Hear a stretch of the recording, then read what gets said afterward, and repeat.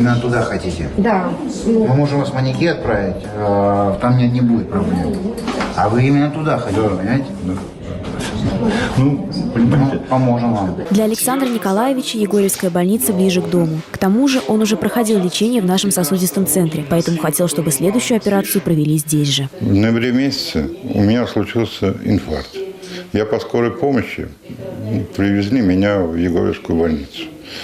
Сделали здесь успешную операцию, провели лечение, выписали. Я чувствовал себя прекрасно. И была назначена повторная операция. Я стал проситься у своих местных врачей именно направить меня в Егорьевск. После операции пациент чувствует себя хорошо. За его состоянием наблюдают врачи сосудистого центра. Мне понравились здесь врачи.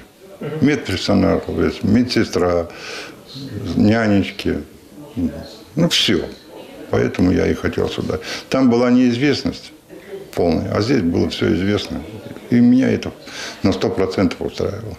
И я доволен. Операция успешно, все как планировали, так и завершили. И сразу перевели его в палату. Каждый день к нам везут больных по скорой помощи. Среднее количество – это 6-8 скорой медицинской помощи. С диагнозом инфаркт миокарда к нам доставляют пациентов на операцию на сердце. И еще помимо скорой медицинской помощи к нам госпитализируются стабильные формы патологии сердца с направлением в плановом порядке. Александр Николаевич готовится к выписке, а в сосудистом центре продолжают оказывать квалифицированную помощь на высоком уровне другим пациентам. Мария Шумилова, Михаил Балашов. Информационная программа «Егорьевск сегодня».